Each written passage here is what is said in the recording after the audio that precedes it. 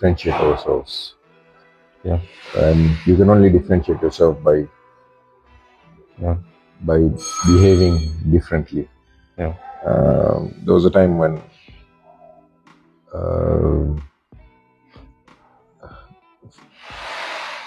I came back from my studies and my practice with a construction firm. In Nairobi, my father tells me, can you do this tender for our family business? Yeah. And I said, I'll only do it in one condition. That not only do I do the tender, but also go to the negotiations, to the tender opening. Yeah. And my father said, what do you know about this? You know nothing about it. You know, and brushed it off. Yeah. He tried looking for a QS or somebody to do the tender, but it didn't work out. Yeah. Then reluctantly he says, wait now. Yeah. And I did it, and I went to the tender opening ceremony. It's where all the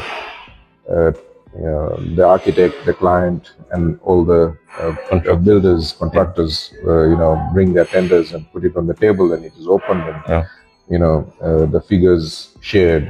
Yeah. And I went there, but I didn't put my tender on the table. Yeah. So the other builders are laughing at me.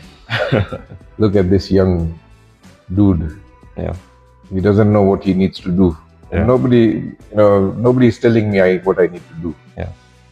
But they're all laughing and making fun of me. Yeah. I ignored that. Yeah. And so the tender opening happened, and once all the builders went away, and the architect, the client told the architect to leave also. And he then approached me and said, young boy, don't you know you are supposed to put your document on the table? Yeah. And I said, I know. Yeah.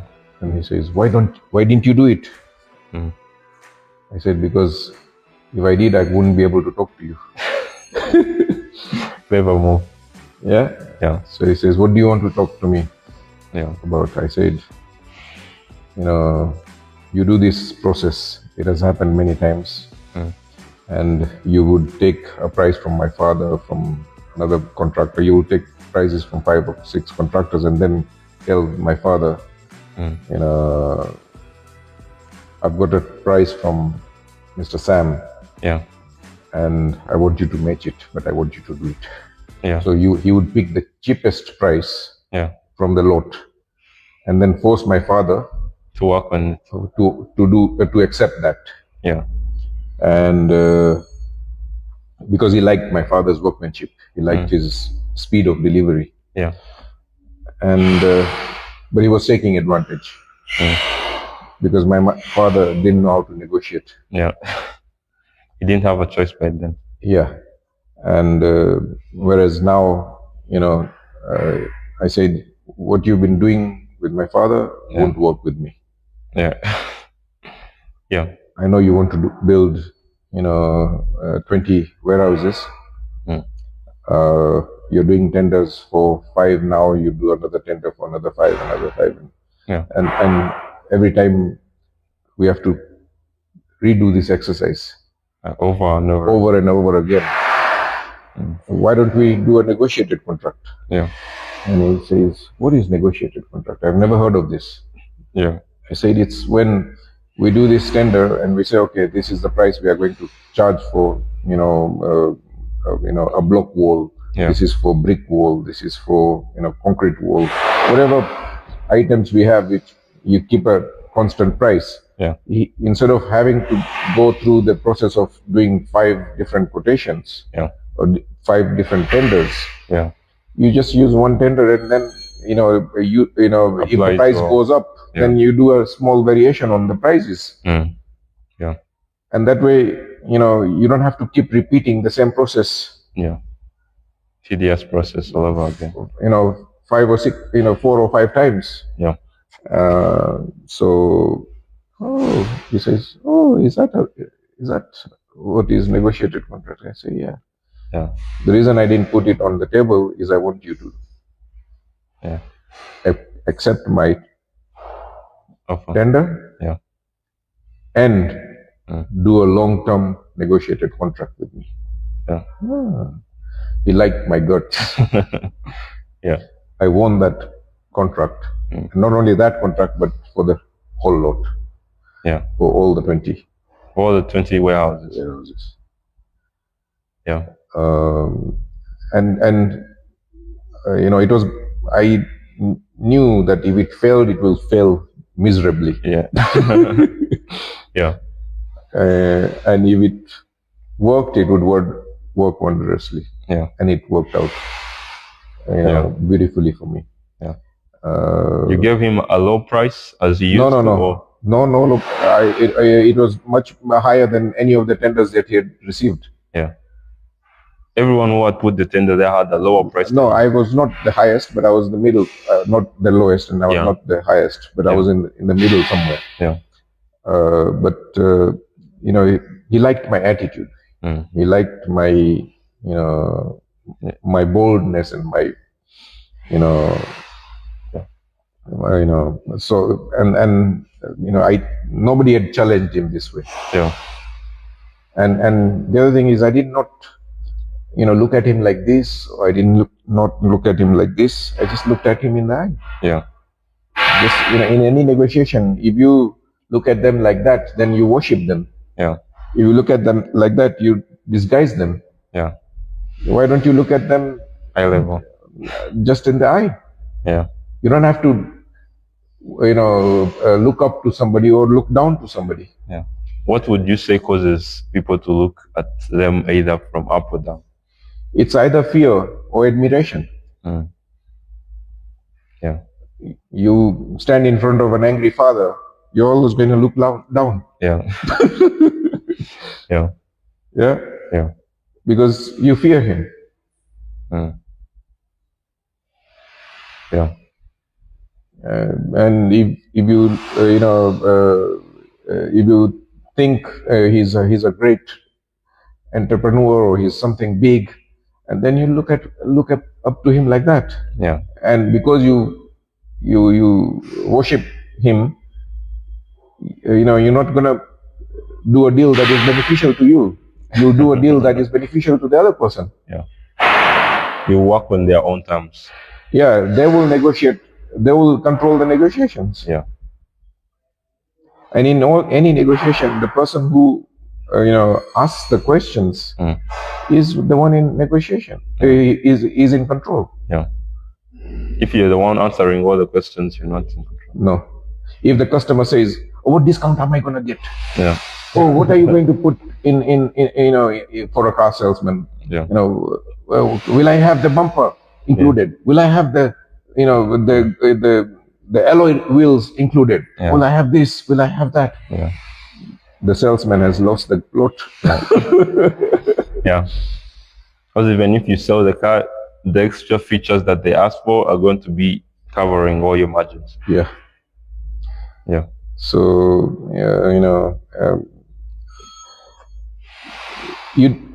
we have to differentiate ourselves. Mm. If you want to stand out in the crowded market, the only way to do it is to differentiate yourself. Is to stand out. Yeah. We are all made to stand out. Mm. There is no other Kevin Karamera. Yeah. Only one. Yeah. And if you try to blend in, then you're not. You become invisible. Yeah. Yeah. Do you think most people try to blend in so that they can conform to the other people, or it's just because of fear of standing out? Okay. We conform because we want to blend in. We want to, we don't want to be.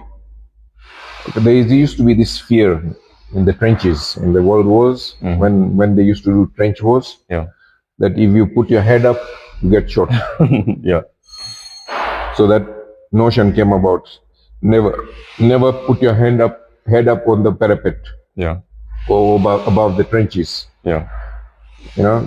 because the enemy is waiting to shoot you. Anything to pop up, just yeah. Yeah. But we are no longer living in that. Yeah. We are not in the trenches. Mm. You don't need to, fear that the enemy is sitting, Yeah. aiming at you. Yeah. And God made you unique for a reason. Yeah. Yeah. Not to blend in. Yeah. Yeah. Would you say it's also correlated to self-esteem and self-confidence? Or It is. A child who has always been told, "You're no good. Mm. You don't know nothing. Yeah. When are you going to learn?" Yeah. His self-esteem diminishes, and he fears because he's built this habit because of that domineering father or parent or domineering boss. Yeah. To just look down. Mm. They're not able to look. Even in animal kingdom. Yeah. You go to see gorillas and you're told not to look at them and die. Yeah. Yeah. Yeah. Yeah. Because by doing that, you're telling him that you're up for a fight. Yeah. Yeah. Yeah. Yeah. So and the gorilla is 400 kgs. Yeah. No one is going to go against it. Yeah. Have you heard of this notion? One gorilla versus 100 men. Which one would win? No, I haven't heard. No. What's that? It's more like a trend on social. Okay. So they were like 100 men versus one gorilla. Okay. So this was in reality, or just it's a debate. just an argument? Yeah, an argument. Okay. Yeah. Okay. Which one do you think would win? Because okay, the gorilla may be very strong. Yeah. Very powerful. Yeah. Very heavy. Yeah. But the human will win every time. Yeah. Because humans, as an instinct, as a species, yeah, we can't run fast. We can't jump high. We can't climb high, or we can't dig deeper. Yeah. Physiologically, we are bad. Physically, we are bad. Yeah. But intellectually, we are the supreme being. Yeah. The gorilla may be strong. Yeah. But a man with a very small tool. Yeah. Will always win. Will kill it. Yeah. Yeah. Yeah. And that has been going on for thousands of years. Yeah. It's nothing new. Yeah. It's only now that we have become conscious. Yeah. That we need to preserve them. We need to protect them. Yeah. Which also has come by because we have been literally at the top of the food chain for so long that we just remove everything in our way. Yeah. The biggest animal in the animal kingdom, the whale. Yeah. Men used to hunt it and kill it with dinghy boats. Yeah. With not metal, steel vessels. This were, wooden or semi-steel vessels. Yeah. They used to, harpoon them. Yeah. And it was only done because we didn't have petrol. Yeah. We didn't have crude oil. That used to be the oil that used to fuel and light everybody's homes in the West. Yeah. In New York, London, they all used to use whale oil. Yeah. So they burnt them, or they? Yeah. Instead of candles, they used to make candles out of them. They used to make, lamps. Yeah. Out of them. And as soon as we discovered crude, yeah, that industry collapsed. Yeah. Overnight. Yeah. So would we also consider it the same that's happening to the oil and gas industry? Yes. We are going through that transition that we went from, from animal fat Mm. to crude oil, Yeah. and now from crude oil to electric mobility, Yeah. electric transportation. Mm. And the electric car is far superior Yeah. technology than the ICE engine Yeah. vehicle. So the ICE engine vehicle has over 2,000 moving parts. Mm. So every moving parts means a failure, Yeah. point of failure. Yeah. Needs more repairs, more mechanics, more servicing, more filters, more everything. Yeah. An electric car has only 20 moving parts. Yeah. And the motor is so robust Yeah. that Tesla offers a 1,000,000-mile warranty. Yeah. Yeah. On average, an ICE engine car only travels 150,000 miles. Yeah. It's True. lifetime. Mm. And this guy is offering 7x That. that. Yeah. Why? Because he knows it's not gonna fail. Yeah. If it only fails, it's either the battery. Yeah, battery needs replacement, but the motor, the other parts, they'll not. They use very robust motors that never fail. Yeah. Or hardly fail. Mm. So that's the reason. And the other thing is, people are not realizing electric mobility is just the beginning. Mm. It's not the end all be all. Electric revolution is just the beginning. Mm. It is electric revolution with autonomous mobility. Yeah. Robotaxis. At the moment, the average cost of an Uber, per mile is £2, $2 a mile. They are saying, even Elon Musk has announced that his robotaxis will cost only 28 pence per mile. So it's a 10x reduction in cost. So from $2 to 20 cents. Wow. Is it because electricity will be cheaper, or? Electricity is far cheaper than crude oil. Yeah. Not only that, but in your combustion engine car, the conversion of fuel to mobility is only 20%. 80% goes into heat, noise, and fumes. Yeah. Whereas an electric motor, an electric battery is over 95% efficient. Yeah. It's 4 times more efficient than the ICE engine. Yeah. So even with the same fuel prices, it will give you 4 times the mileage. Yeah. So do you think the reason why most people are conscious of buying an electric vehicle is because they are Luddites, or it's because they have range anxiety? I think the electric mobility did a big mistake of giving range in terms of, or only 20% left, only 10% left. Yeah. The ICE engine realized this, and they put this fuel gauge, 15 full, then 3/4, half, quarter, and then yellow light, and then PP. Yeah. Yeah. Whereas these guys are doing the opposite. Yeah. They're putting percentage. Yeah. You never should be so precise. You should just give an indication, not granular. Yeah.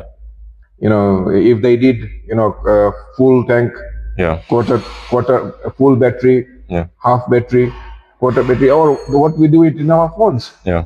2 bar, 1 bar. Yeah. Yeah.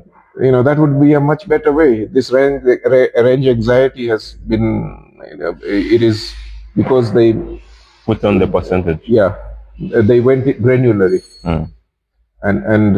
but those things are things of the past. When we moved from hose and cart to cars. There were no roads for cars. Yeah. There were no highways. There were no petrol pumps. Yeah. Yeah. And the horses would only feed once and they. we transitioned from hose and cart between the First World War, Yeah.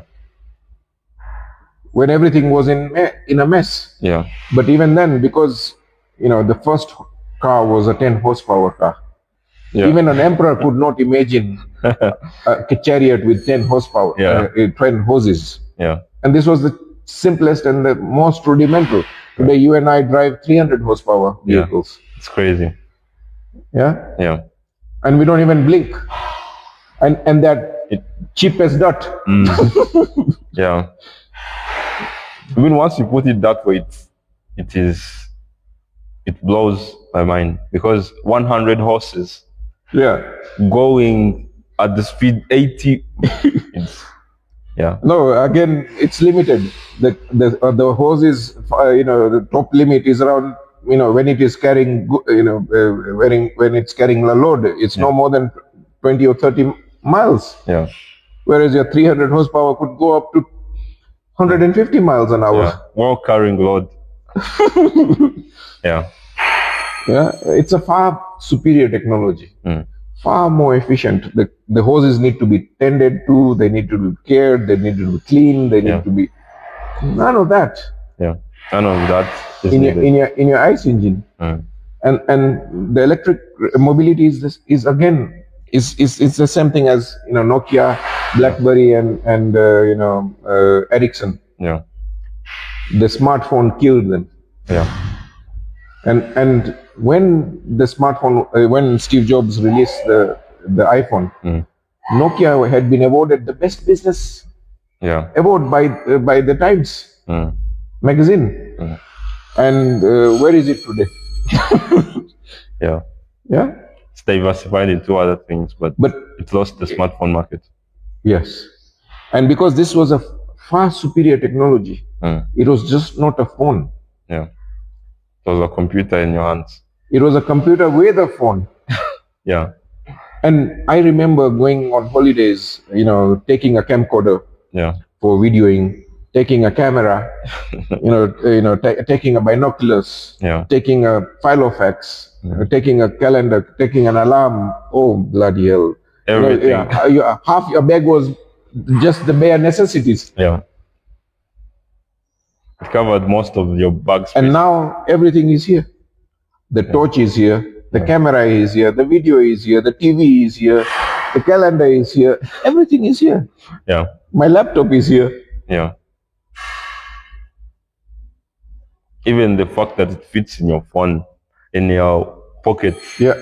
It's that convenient. Yeah. Yeah. So, there was a time when I used to own Blackberries. Yeah. And, when BlackBerry came out and we could email, that was a thing. Spectacular. Yeah. That was a thing.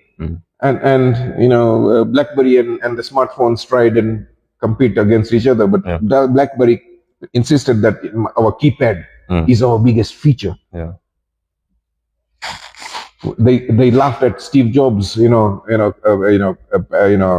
touchscreen. Yeah. They are nowhere to be seen today. Yeah. And I think because of that, they also tried to make theirs with a bigger screen, which is touch screen, and another one, which is like a keyboard at the bottom. Yeah. And it still failed. Yeah. Yeah.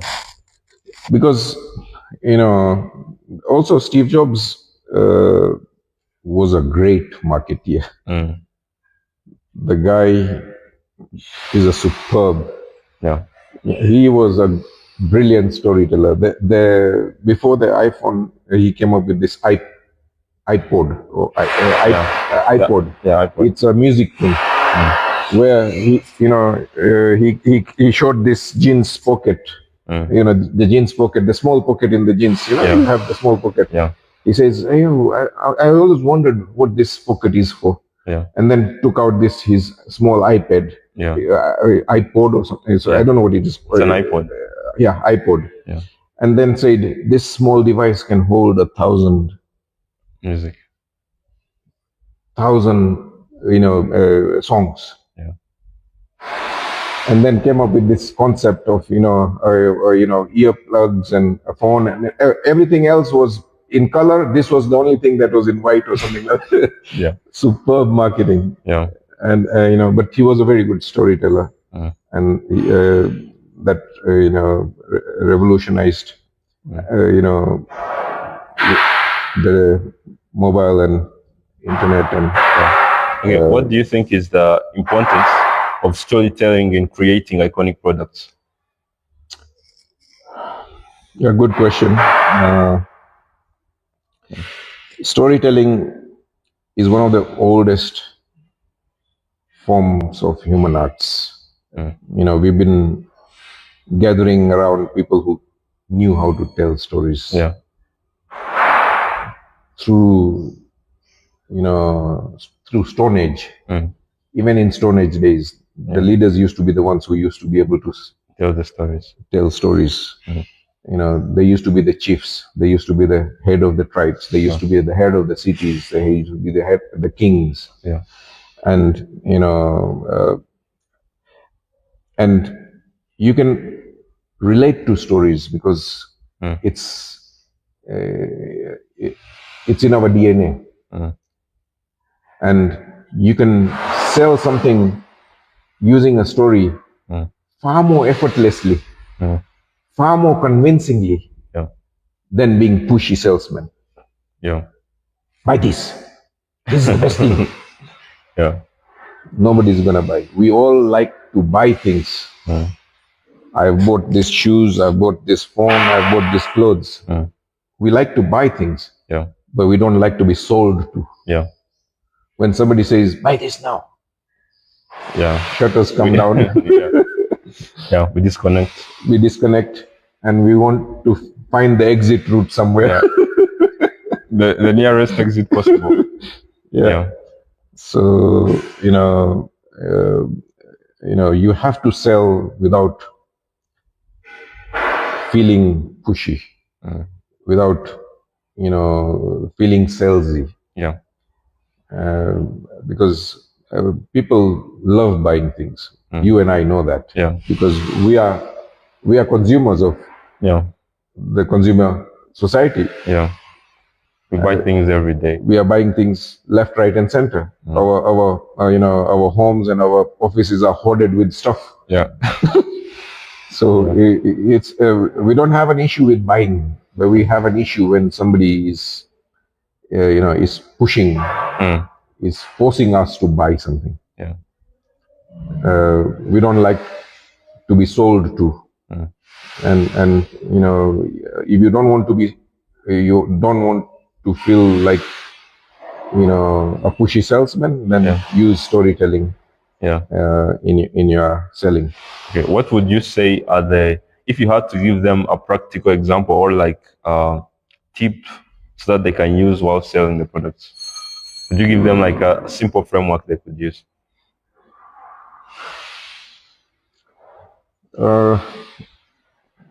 Okay, when I used to sell my construction services in London, I used to build luxury homes for wealthy people, and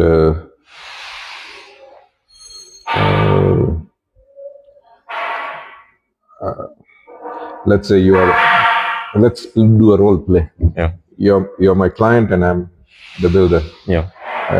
You and your wife are seated and you are interviewing several builders, and I happen to be the third one or second one or whatever that you interview. So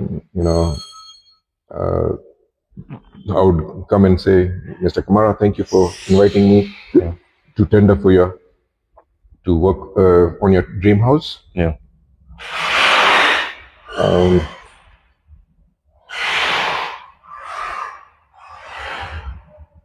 I only do 3 projects a year. I'm very choosy on the clients that I work with. Yeah. I will be expensive. I will take longer to build your dream house. Yeah. but I'll do it right. It will be overbuilt, Yeah. over-specified. Mm. And even in 15, 20 years later, Mm. even if your bulb goes, I will be there to come and fix it. So I've moved Mm. the conversation from being a builder Yeah. to being Yeah. a peace of mind provider. Mm. I'm going to do it right. Yeah. It will be built top notch, Mm. but I'm so confident with the build that I will do that even 15, 20 years later, if something goes wrong, I'll come and fix it. Yeah. So I'm now no longer selling a construction business. Mm. I'm selling peace of mind. Mm. And as soon as I finish this, Mm. all the other people that are waiting in the queue, they don't even bother. Yeah. They're disqualified. Yeah. Yeah. And then they say, Mr. Debasia, when can you fit us in? Mm. Because I've shown that I only do 3 projects. Mm. I'm very choosy. Mm. I'm expensive. Yeah. You always say the negative first, Yeah. and then end with Positive. even 15, 20 years later. Yeah. Mm. Yeah. Yeah. Because you need to. I'm gradually shifting them Mm. from just buying a construction, Yeah. engaging with a contractor, Yeah. to engaging with somebody who is going to give them peace of mind. Yeah. So if I had to break it down, it will be you create the scarcity of the product, Yeah. you make it exclusive, Yes. provide exclusivity, and then a guarantee. Yes. Okay. That is a good way to put it. Yeah. Yeah. And you put it well. I did this naturally. I didn't go through sales training or whatever, because as I told you from that first example of the tender opening, I just needed needed to be different. Yeah. And so and that's how. Differentiation. Yeah.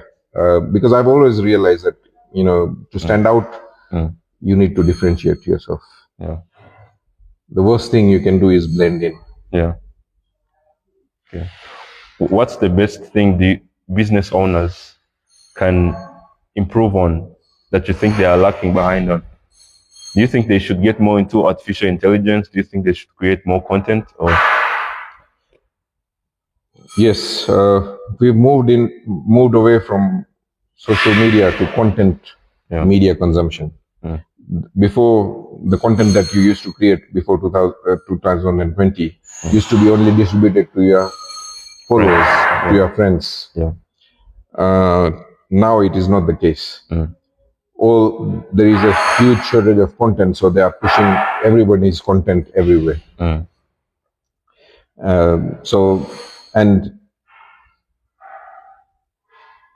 this distribution is free. Yeah. Has a global reach. No borders, no boundaries, no restrictions. Yeah. It's if you want to sell and reach as many people as possible, then being on YouTube, being on Instagram, being on TikTok is the way to do it. Because that can amplify your voice and your reach that you could never imagine. If you had to go and meet people and knock their doors, you'll get tired. Yeah. And the other thing is, this is an intellectual asset that can be sweated again and again and again. Yeah. You build it once, and there was a parenting guru that I came across. She helped me deal with my daughter's speech impediment, and she used to run a school in London, just behind my office. Ironically, and because she was dealing with very difficult kids with behavioral issues, ADHD and all these things. The kids that had been thrown away from the mainstream education system, she would then be given, and then she would reform them and put them back into the mainstream. And she was making a loss because each kid needed two teachers to to handle them, and it was not cost effective. And she was about to, you know sh because it was making a loss, she needed to close down the school. And then she shared this once we became friends, that this is an issue. That I said, Noel, what you do is extraordinary. Instead of just teaching a few people and working with a few kids, why don't you write books? Now she's a prolific author. Her name is Noel Janice Norton, and her program is called Calmer, Easier Parenting. And she's she must be in her ninth or 12th book now. But it all started because one of her students' parents first wrote a book about her, that gave her the courage that I can do it. And now she makes money day and night. Her books are being sold on Amazon and Kindle and wherever.